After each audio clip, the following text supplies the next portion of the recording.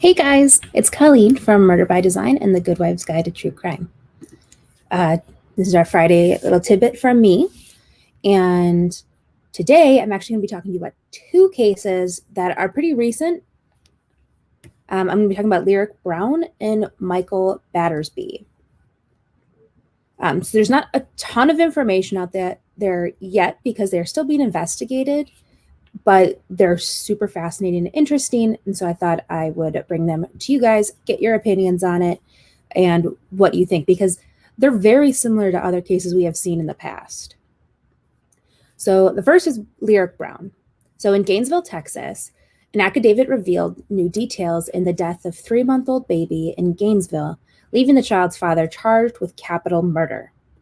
So according to this affidavit, Jeremy Brown assaulted the mother of 3-month-old Lyrik the night of June 8th before taking off with the baby still inside the car while the mother pleaded with him not to take the child.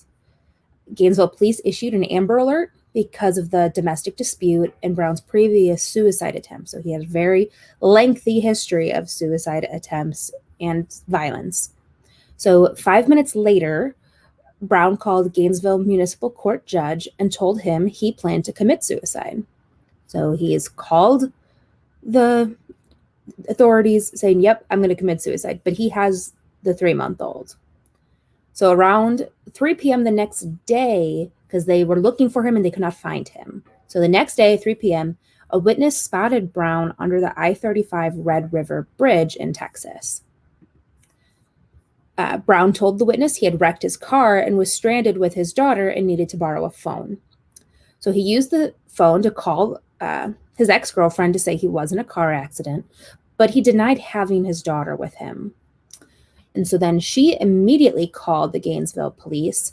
And when they arrived, they found Brown swimming in the middle of the river, grabbing onto the submerged car. So he crashed the car, and when it went into the river. So the court documents say deputies asked Brown where the child was, but he wouldn't answer. So they waded into the water and were able to arrest him.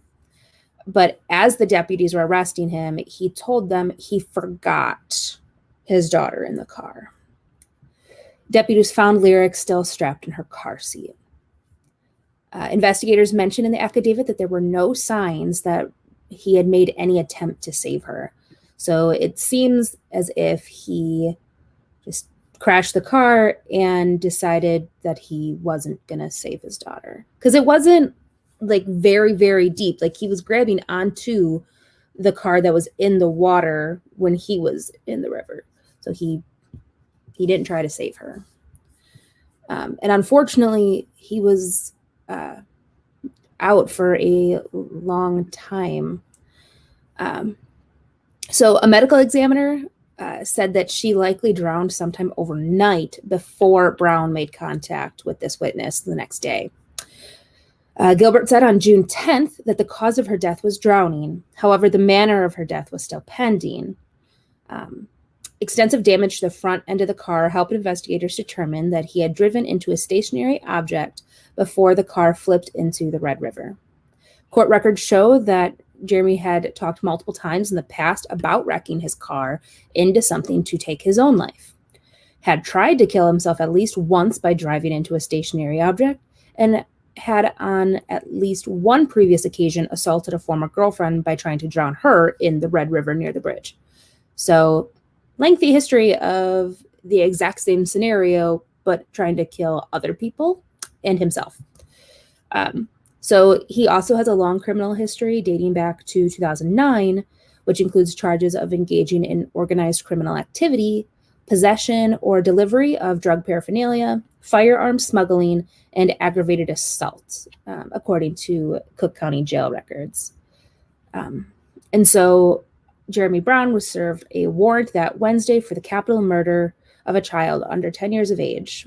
And if convicted, he could face the death penalty, which, I mean, like, I totally understand, like, it's a 3-month-old. This is a guy who clearly not in his right mind, because this is multiple, suicide attempts in the same kind of situation of crashing a vehicle, drowning in a river. So I think his original intent was probably to kill the both of them. I don't know why he had to bring his daughter into this. But due to his past records, I think that, severe lapse in judgment for years at this point may have had to do something with it. I don't think it was like a premeditated kind of thing. But that's up for, a jury to decide and the court to decide upon more evidence that they gather. Maybe there's more evidence. Like I said, they know the cause of death, but not the manner of death. Maybe there's something else there. Probably looking at phone records, looking at actual miles he drove around, where else he went that night. Why did, he was gone overnight and into the afternoon. When did he crash the car? Why did he crash the car? What did he hit the car with? And why did he need to take the baby? There's so many unanswered questions in this case that will eventually be answered while this case is being investigated and then litigated. But really sad. I definitely think he needs to be going to jail for a very, very, very long time, especially since the mother of the baby clearly, after being abused by him, had asked to get, please don't take the baby. Please don't take the baby. But he refused. So very sad case. It reminds me of some other similar cases with moms who, drowned their kids in cars in water. Except for I do believe that he had intended to take his own life as well. I don't know if maybe, he crashed, but he wasn't like unconscious and decided he didn't want to drown, or he wasn't ready to die. I wish, I'm sure the entire community wishes that he at least gave that same opportunity to his daughter. Because obviously a 3-month-old, they're pretty much a lump. They're not, able to unbuckle themselves out of a seatbelt and a car seat and attempt to get out of a floating vehicle. So just really super sad on that end. And again, I really am looking forward to, a better, thorough investigation and more details as they come out. I think that this will really turn into something bigger. But the other case I'm going to talk to you guys about is Michael Battersby.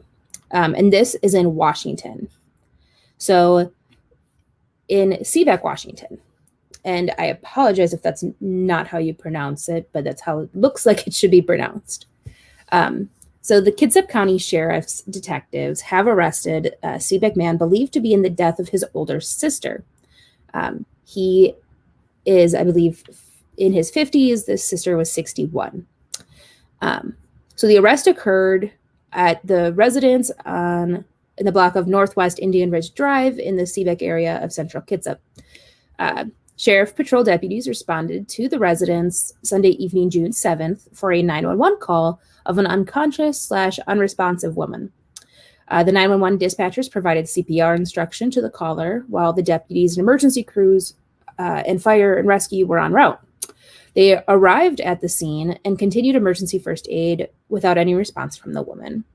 The medic crews arrived and they did pronounce her deceased. So when they started looking at what the hell happened, detectives indicated an investigation into the woman's death together with the Kitsap County Coroner's Office. On Tuesday, the county's forensic pathologist conducted an autopsy of the 61-year-old woman. And originally they had thought she had just hit her head and drowned because she was found in a bathtub.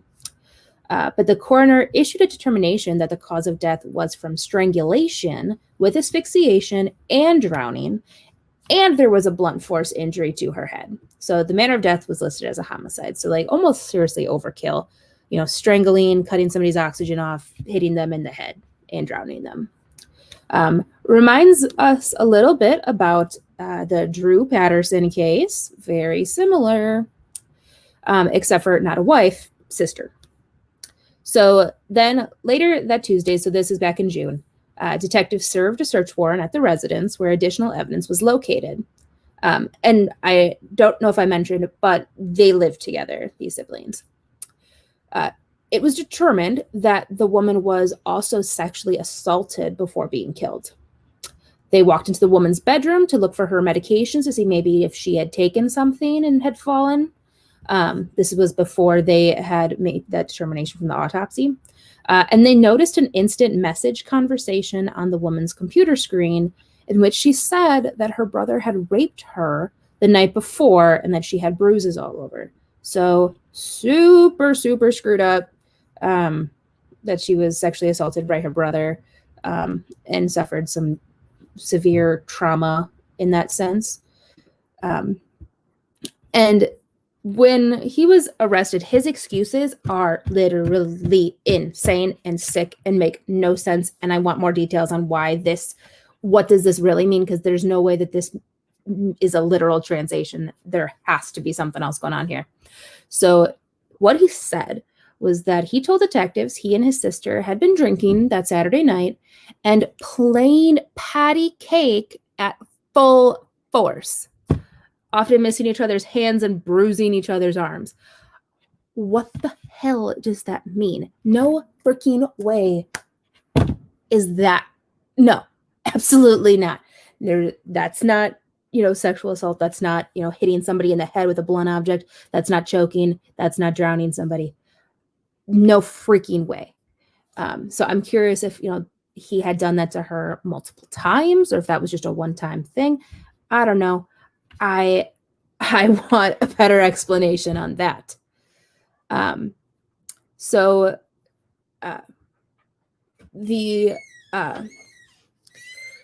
document of probable cause lays out the case against the suspect. He also said his sister was so intoxicated that she lost consciousness and he had to drag her along the carpet to her room 6 inches at a time, according to prosecutors. Again, absolutely the hell no. Those injuries do not equal the damage that was done to her. No way in hell. So detectives did arrest Michael Andrew Battersby, 51. So he was 10 years younger than his sister. He was booked into the county jail on charges of murder in the first degree and second degree rape, and bail was initially at $1 million. And it's expected that he had made an initial appearance in court last month. Still don't really have an update on what is happening on his case. Due to, the coronavirus and this, issues that we're having with, the justice system and, just, I'm sure there are issues that are happening in terms of court proceedings, and that's why things are going slower all over the country. I know we are getting more information as things go on, as some areas lessen, their peaks and try to flatten the curve. We're getting more documents available. And so it's both of these cases are insane. Obviously, a 3-month-old is passed away. A sister was raped and murdered by her brother. And so that's, again, a little bit of a segue into the topics that I myself cover. On our, Facebooks and our YouTube and our podcast, we generally choose content that isn't as disturbing or graphic, and more recent cases, at least, from the 60s on. But we try to focus a lot on more recent cases than that. But I really like delving into the darker cases and to understand what the heck happened there. Also, I talk a lot about memorable historic cases. So I did my episode. It's on Patreon and our website membership at our website. And it's on Leonard Lake and Charles Ng. It's a fascinating case. Seriously fascinating. It is pretty disturbing.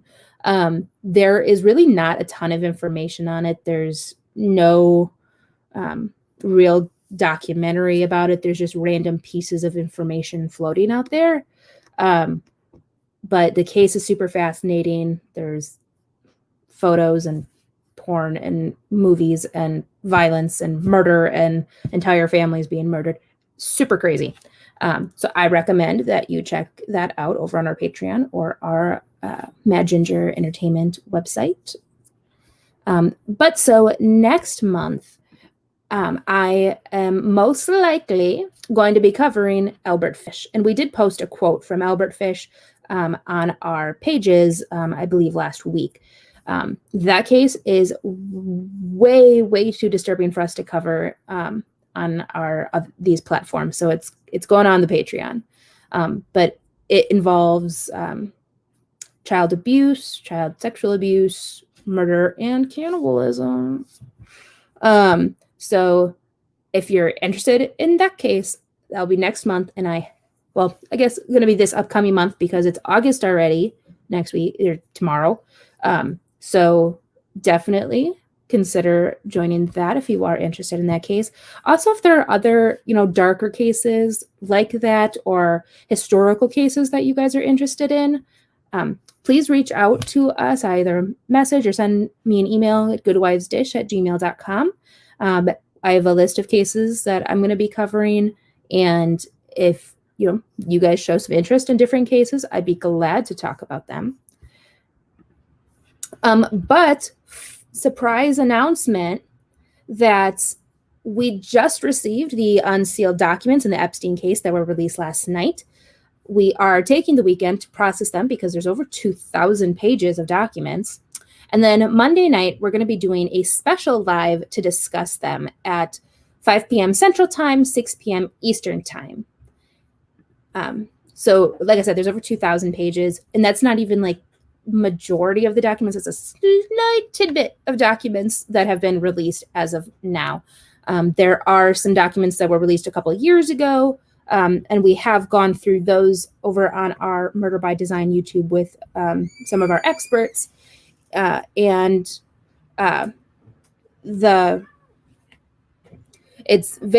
super excited to be going through them, but because we want to be very educated on what they are, we want to make sure that we're giving the right information, analyzing the information. So we're taking the weekend to look at it and to make sure we're giving you the right information. So please stay tuned for Monday. So on Monday, Fancy will do her 15-minute update in the afternoon. Then at 5 Central Time, 6 Eastern Time, we'll be doing this special live with some of our guest experts coming in and joining on and giving their opinion on what's the update. And then that night we have our live chat during our premiere of the It Should Be Our Hell in the Heartland series, which super excited. And you'll get to hear snippets of our interview with Jax Miller, who was very similar to in the Don't F with Cats Netflix show. She essentially did a very similar thing with that case. It was on HLN. It was a great documentary. She wrote a book. I got the book. I'm reading the book. But I'm very, very excited to bring you guys that case. It's still maybe solved, but there are way too many unanswered questions as of right now. And I don't think it's a very well-known case, and it should be. So super excited to bring you guys that case. It'll be a couple part series, just like we did with the Alyssa Turney case. And we're super excited to bring you guys that case. So I hope you guys have a good afternoon and stick around because crazy awesome stuff is coming to you guys this coming week. Bye.